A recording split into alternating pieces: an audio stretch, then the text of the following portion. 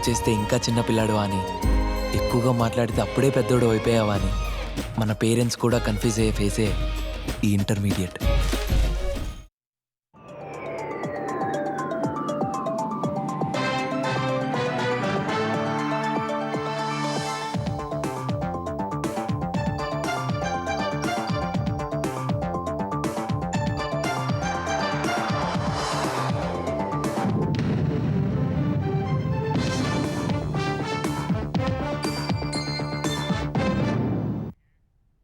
నమస్కారం, ఈటీవీ న్యూస్కు స్వాగతం. ముందుగా ముఖ్యాంశాలు. అంతరిక్షం నుంచి సురక్షితంగా వచ్చిన శుభాంశు శుక్ల. డ్రాగన్ గ్రేస్ నుంచి చిరునవ్వుతో దిగిన వ్యోమగామి 7 రోజుల క్వారంటైన్కు తరలింపు. శుభాంశు రాకపై రాష్ట్రపతి, ప్రధాని హర్షాతిరేకాలు. కోట్లాది భారతీయుల్లో స్ఫూర్తి నింపారని ప్రశంసలు. లక్నవూలో కుటుంబ సభ్యుల వేడుక. గోదావరి మిగులు జలాలను వాడుకునే హక్కు ఏపీకి ఉందన్న చంద్రబాబు. బనకచర్ల ప్రాజెక్టు ప్రతిపాదనలపై హోంమంత్రి అమిత్ షాతో చర్చ.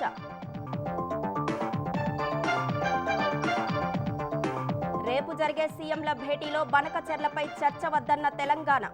కృష్ణా పెండింగ్ ప్రాజెక్టులపైనే చర్చించాలని జలశక్తి శాఖకు లేఖ. స్థానిక సంస్థల్లో బీసీలకు 42% రిజర్వేషన్ల అమలు దిశలో ముందడుగు. ఆర్డినెన్స్ ముసాయిదాను గవర్నర్కు పంపిన తెలంగాణ. ఆదాయానికి మించిన ఆస్తుల కేసులో మాజీ నీటిపారుదల శాఖ ఈఎన్సీ మురళీధర్ అరెస్ట్. భారీగా అక్రమాస్తులను గుర్తించిన తెలంగాణ ఏసీబీ. ఏపీ మద్యం కేసులో వైసీపీ ఎంపీ మిథున్ రెడ్డికి హైకోర్టులో చుక్కెదురు. ముందస్తు బెయిల్ పిటిషన్ను కొట్టేస్తూ న్యాయస్థానం ఉత్తర్వులు. యెమెన్లో నిమిషప్రియకు తాత్కాలిక ఊరట. మరణశిక్ష అమలును ప్రస్తుతానికి నిలిపేసినట్టు భారత విదేశీ వ్యవహారాల శాఖ ప్రకటన.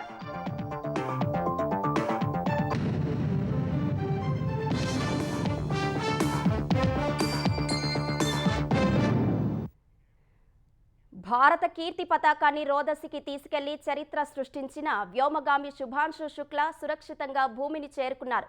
యాక్సియం 4 మిషన్లో భాగంగా మరో 3 కలిసి అంతర్జాతీయ అంతరిక్ష కేంద్రానికి వెళ్లిన శుక్ల 20 రోజుల తర్వాత నేలపై అడుగుపెట్టారు. వ్యోమనౌక నుంచి బయటకు వచ్చి చిరునవ్వుతో కోట్లాది మంది భారతీయులను పలకరించారు. భూమిపై పరిస్థితులకు అలవాటు పడేందుకు శుక్ల సహా 4 7 రోజుల క్వారంటైన్కు తరలించారు. యాక్సియం 4 మిషన్లో భాగంగా అంతర్జాతీయ అంతరిక్ష కేంద్రానికి వెళ్లిన భారత వ్యోమగామి శుభాంశు శుక్ల మరో 3 వ్యోమగాములు సురక్షితంగా భూమికి చేరుకున్నారు. నిన్న సాయంత్రం 4:45 అంతర్జాతీయ అంతరిక్ష కేంద్రాన్ని వెళ్లిన డ్రాగన్ గ్రేస్ వ్యోమనౌక 22:15 పాటు పయనించి ఈ మధ్యాహ్నం 3:01 కాలిఫోర్నియా శాన్ డియాగో తీరంలోని సముద్ర జలాల్లో దిగింది. స్పేస్ క్రాఫ్ట్ భూమి నుంచి 5.7 కిలోమీటర్ల ఎత్తులో ఉండగానే స్థిరీకరణ పారాచూట్లు విచ్చుకున్నాయి. 2 కిలోమీటర్ల ఎత్తులో ప్రధాన పారాచూట్లు తెరుచుకొని వ్యోమనౌక వేగాన్ని తగ్గించాయి. డ్రాగన్ గ్రేస్ వ్యోమనౌక సముద్ర జలాల్లో పడిన వెంటనే స్పీడ్ బోట్లలో అక్కడికి చేరుకున్న స్పేస్ ఎక్స్ సిబ్బంది ఆ వ్యోమనౌకను Shannon నౌకలోకి ఎక్కించారు. Second being Jared Isaacman when he flew on the Polaris Dawn mission. Was just lifted as you saw and set on the nest. And from here it'll be centered and oriented. అన్ని జాగ్రత్తలు తీసుకున్న తర్వాత వ్యోమనౌక నుంచి తొలుత వ్యోమగామి Peggy విట్సన్ను బయటకు తీసుకొచ్చారు. తర్వాత భారత వ్యోమగామి శుభాంశు శుక్ల బయటకొచ్చి చిరునవ్వుతో అభివాదం చేశారు. తర్వాత మిగిలిన 2 వ్యోమగాములను వెలుపలికి తీసుకొచ్చారు. 20 రోజుల తర్వాత శుక్ల సహా 4 వ్యోమగాములు భూమిపై గాలిని పీల్చుకున్నారు. వ్యోమగాములకు షానన్ నౌకలోనే వైద్య పరీక్షలు నిర్వహించారు. ఆ తర్వాత హెలికాప్టర్ ద్వారా క్వారంటైన్ కేంద్రానికి తరలించారు. అక్కడ వ్యోమగాములు 7 రోజులు ఉండనున్నారు. And we've got our pilot Shubhanshu Shukla as our second crew member exiting the spacecraft. శుభాంశుతో పాటు మిగిలిన 3 వ్యోమగాములు అంతరిక్షంలో భారరహిత స్థితిని అనుభవించిన కారణంగా భూమిపైకి చేరగానే ఇక్కడి వాతావరణానికి అలవాటు పడేందుకు చర్యలు తీసుకోనున్నట్లు ఇస్రో పేర్కొంది. ఇస్రోకు చెందిన వైద్యాధికారులు వ్యోమగాముల ఆరోగ్యం, ఫిట్నెస్ ను నిరంతరం పర్యవేక్షిస్తారని వివరించింది. యాక్సియం 4 మిషన్లో భాగంగా జూన్ 25న రోదసీలోకి వెళ్లిన శుక్లా బృందం సుమారు 60 పరిశోధనలు చేసింది. శుక్ల అంతరిక్ష యాత్ర విజయవంతం కావడంతో ఆయన స్వస్థలం ఉత్తరప్రదేశ్లోని లక్నవూలో సంబరాలు మిన్నంటాయి. శుభాంశు రాకను ప్రత్యక్ష ప్రసారంలో వీక్షించిన ఆయన తల్లిదండ్రులు భావోద్వేగానికి గురయ్యారు. ఈ సందర్భంగా కేకు కోసి అందరికీ పంచారు. తమ కుమారుని ఆశీర్వదించిన అందరికీ ధన్యవాదాలు తెలిపారు.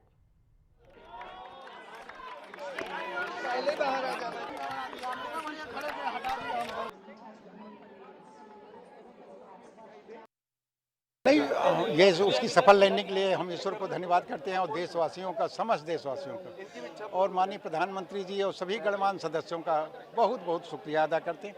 उनको तहे दिल से जो है हम आभार प्रकट करते हैं कि उन्होंने हमारे बच्चे को आशीर्वाद दिया। उनकी दुआओं से, उनके आशीर्वाद से बच्चे का ये मिशन सफल हुआ। धन्यवाद जो आप लोगों ने इतना जो है इतना सबको दिखाया, पूरी मेहनत की, दिल दुनिया को दिखाया कि कैसे गया और कैसे आया बेटा, मतलब पूरा आप लोगों ने दिखाया। इसके लिए आप सबको बहुत बहुत धन्यवाद। అంతరిక్ష యాత్ర విజయవంతంగా ముగించుకొని భూమిపైకి తిరిగి వచ్చిన గ్రూప్ కెప్టెన్ శుభాంశు శుక్లను రాష్ట్రపతి ద్రౌపది ముర్ము హృదయపూర్వకంగా స్వాగతించారు. దేశ అంతరిక్ష పరిశోధనలో ఈ యాత్ర ఓ కొత్త మైలురాయిని సృష్టించిందన్నారు. శుభాంశు రాకపై ప్రధాని నరేంద్ర మోదీ హర్షం వ్యక్తం చేశారు. ఐఎస్ఎస్ నుంచి భూమికి తిరిగి వచ్చిన శుభాంశును యావత్తు భారతావనితో పాటు తాను స్వాగతిస్తున్నానని ప్రధాని ఎక్స్లో పోస్టు చేశారు. కోట్లాది మంది కలలకు శుభాంశు ప్రేరణ కలిగించారన్న మోదీ భారత్ చేపట్టబోయే తొలి మానవ సహిత అంతరిక్ష యాత్ర వైపు ఈ యాత్ర మరో మైలురాయిని సూచిస్తుందని వివరించారు. శుభాంశు శుక్లా అంతరిక్ష యాత్ర యావత్తు దేశం గర్వించదగ్గ విషయమని కేంద్ర మంత్రి జితేంద్ర సింగ్ చెప్పారు. Congratulations ISRO, and Bharat has today truly found an enduring space in the world of space. It's a moment of pride for the whole world and a moment of glory for India as one of her illustrious sons returns back after accomplishing a successful voyage and after having conducted some of the very vital life-bearing experiments never done before. And therefore, as I said, today indeed Bharat has found an enduring space in the world of space. చివరి రాష్ట్రంగా గోదావరి మిగులు జలాలను పూర్తిగా వినియోగించుకునే హక్కు ఆంధ్రప్రదేశ్కు ఉందని CM Chandrababu స్పష్టం చేశారు. ఢిల్లీ పర్యటనలో భాగంగా కేంద్ర హోంమంత్రి అమిత్ షాతో సమావేశమైన చంద్రబాబు పోలవరం బనకచర్ల అంశాన్ని ప్రస్తావించారు. 81,900 కోట్ల అంచనా వ్యయంతో పోలవరం నుంచి బనకచర్ల రెగ్యులేటర్ వరకు 200 టీఎంసీల వరద నీటిని తరలించేలా ప్రాజెక్టు ప్రతిపాదించినట్లు వివరించారు. గోదావరి నదిలో ఎగువ దిగువ రాష్ట్రాల నీటి అవసరాలు తీర్చిన తర్వాత కూడా 90 నుంచి 120 రోజుల మిగులు నీరు ఉందని అమిత్ షాకు చంద్రబాబు చెప్పారు. అమిత్ షాతో దాదాపు 40 నిమిషాలు చర్చించిన సీఎం టీడీపీ నేత అశోక్ గజపతిరాజును గవర్నర్గా నియమించినందుకు ధన్యవాదాలు తెలిపారు. ఏడాది కాలంలో క్లిష్టమైన పరిస్థితుల్లో ఏపీకి అండగా నిలిచిన కేంద్రానికి కృతజ్ఞతలు చెప్పారు. ఇప్పటికే ఆర్థిక వనరుల కొరత ఎదుర్కొంటున్న ఏపీకి కేంద్రం నుంచి మరింత సహకారం అందించాలని కోరారు. అంతకుముందు ఢిల్లీలోని వన్ జన్పత్ నివాసంలో నీతి ఆయోగ్ సభ్యులు డాక్టర్ వికే సారస్వత్తో సమావేశమైన చంద్రబాబు రాయలసీమలో రక్షణ రంగ పరిశ్రమల ఏర్పాటుపై చర్చించారు. తర్వాత ఢిల్లీ మెట్రో రైలు ఎండీ వికాస్తో సమావేశమై విజయవాడ విశాఖ మెట్రో డిపిఆర్తో మార్పులకు సహకరించాలని కోరారు. రేపు పలువురు కేంద్ర మంత్రులతో చంద్రబాబు సమావేశం కానున్నారు. సరైన సమయంలో ఆర్థిక సంస్కరణలు తెచ్చి భారత భవిష్యత్తును మార్చిన గొప్ప రాజనీతిజ్ఞుడు మాజీ ప్రధాని పివి నరసింహారావు అని సీఎం చంద్రబాబు ప్రశంసించారు. ఢిల్లీలో పీఎం లెక్చర్ సిరీస్ 6వ ఎడిషన్ కార్యక్రమానికి హాజరైన ముఖ్యమంత్రి life and legacy of PV అనే అంశంపై ప్రసంగించారు. పివి తెలుగు వారికి గర్వకారణమని చెప్పారు. భారత్లో లైసెన్స్ రాజ్ విధానానికి స్వస్తి చెప్పిన పివి పెట్టుబడిదారులు సులభంగా వచ్చేలా చర్యలు తీసుకున్నారని చంద్రబాబు గుర్తు చేసుకున్నారు. పివి తీసుకున్న చర్యల వల్లే తర్వాత ఐటీ విప్లవం వచ్చిందన్నారు. పివి తెచ్చిన సంస్కరణలను వాజ్పేయి కొనసాగించారని వివరించారు. ప్రధాని మోదీని కూడా అనేక సంస్కరణలు చేపట్టారని కొనియాడారు. ఇప్పుడు హిందీ భాషపై చర్చ జరుగుతోందన్న చంద్రబాబు అప్పట్లోనే పివి 17 భాషలు నేర్చుకున్నారని గుర్తు చేశారు.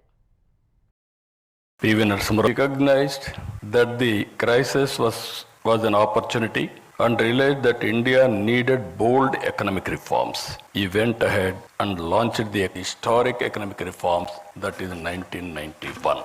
He has changed the future of India. We are all here today. We are enjoying the benefits of his economic reforms. According to me, he is a game changer. It is important to note that he was heading a minority government. To bring in bold reform, political consensus is required.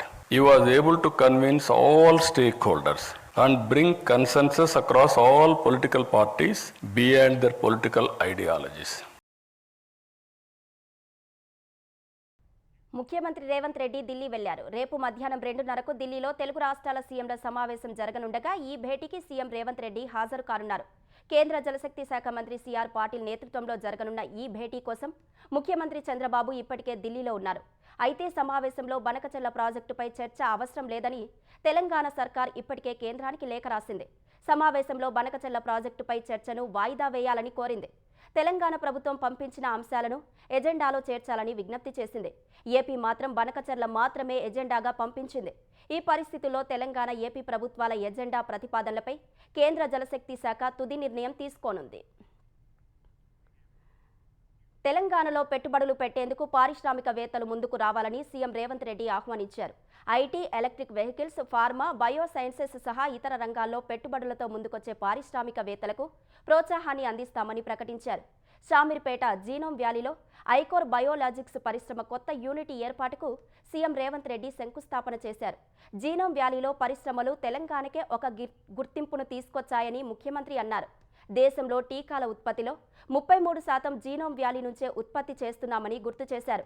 పరిశ్రమల ఆకర్షణలో అన్ని రాష్ట్రాల్లోకెల్లా తెలంగాణ ముందు ఉందని రేవంత్ రెడ్డి తెలిపారు.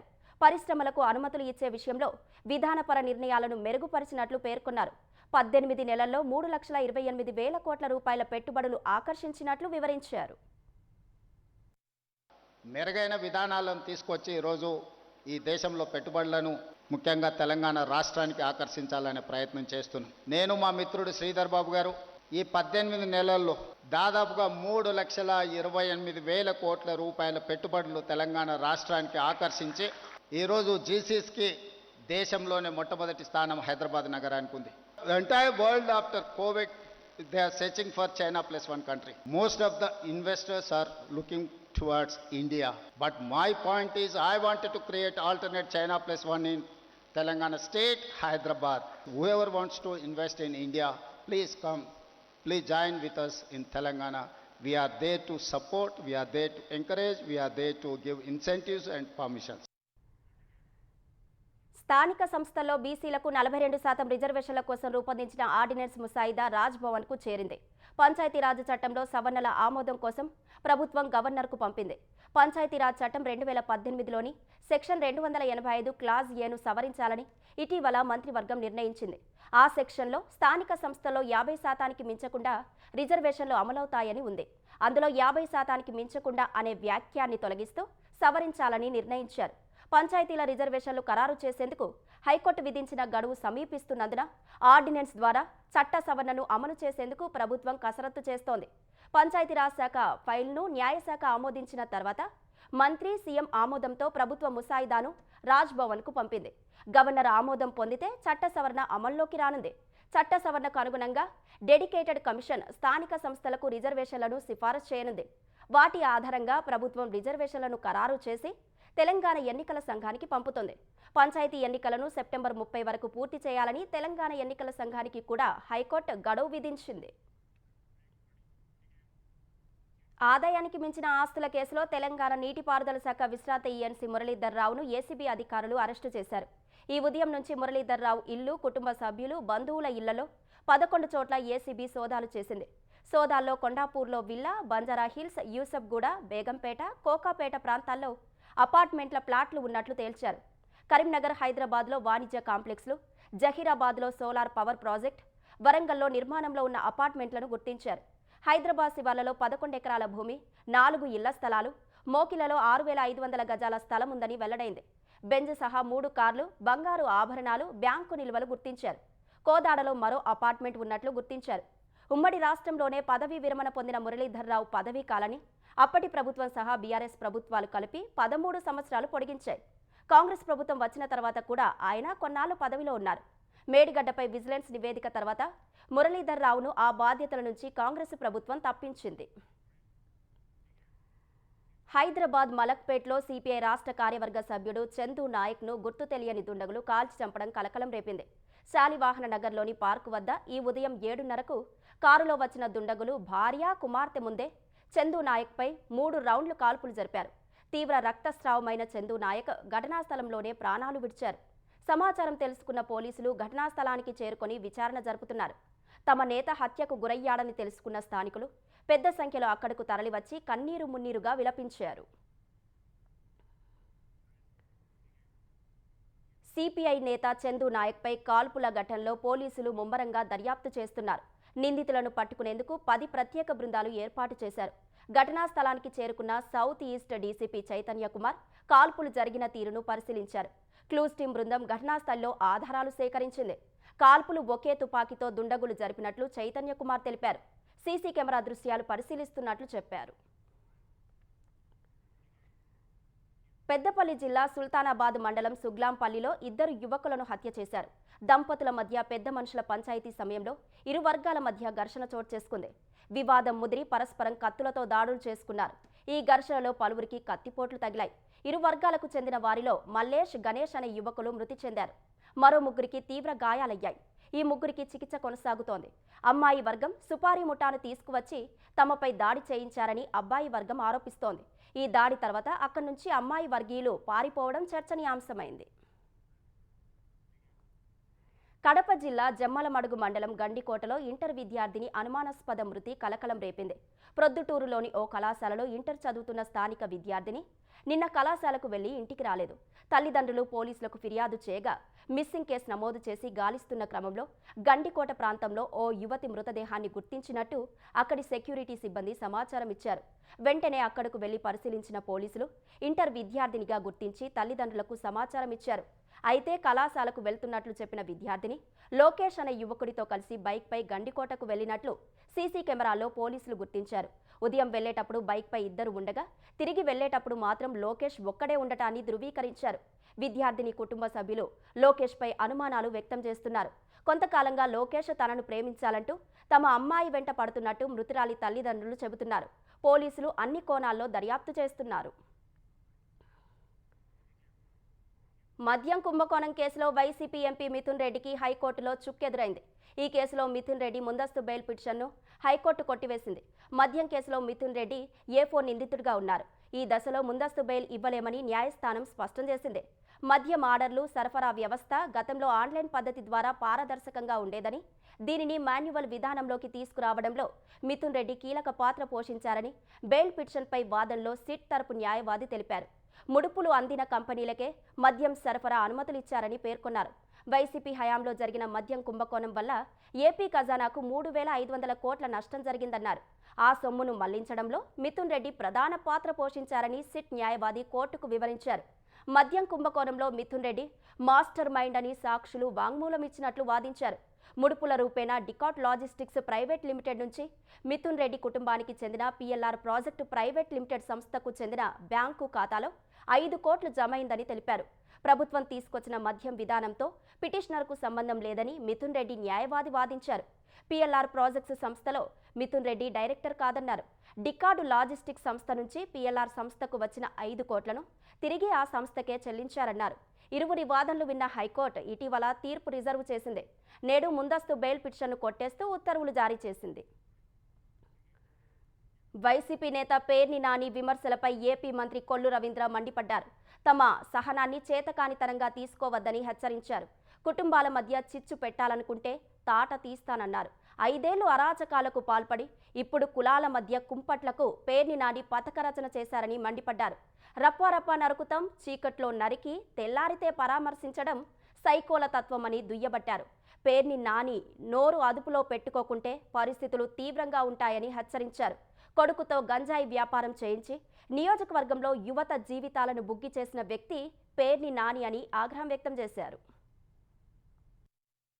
ఈ బందర్కే కాదు, ఈ రాష్ట్రానికి పెద్ద పిచ్చోడు పేర్ని నాని. అంటే వాళ్ళకి కావాల్సింది ఏంటి? అరెస్ట్ కావాలి, బెయిల్ తెచ్చుకోవాలి అంటే సింపతి కోసం. ఇప్పుడు ఎలా ఉందంటే చట్టాల్లో ఉన్నటువంటి లొసుగులను తీసుకుని వీళ్ళు బెయిల్ తెచ్చుకుని ఇచ్చేయాలని చూస్తున్నారు. ప్రజలే ఇవాళ చూశారు కదా, ఇప్పుడు మా మీద పెట్టారు, అక్రమ కేసులు పెట్టారు, మమ్మల్ని అందరూ అరెస్ట్ చేశారు. నేను 54 రోజుల పాటు రాజమండ్రి జైల్లో ఉన్నా.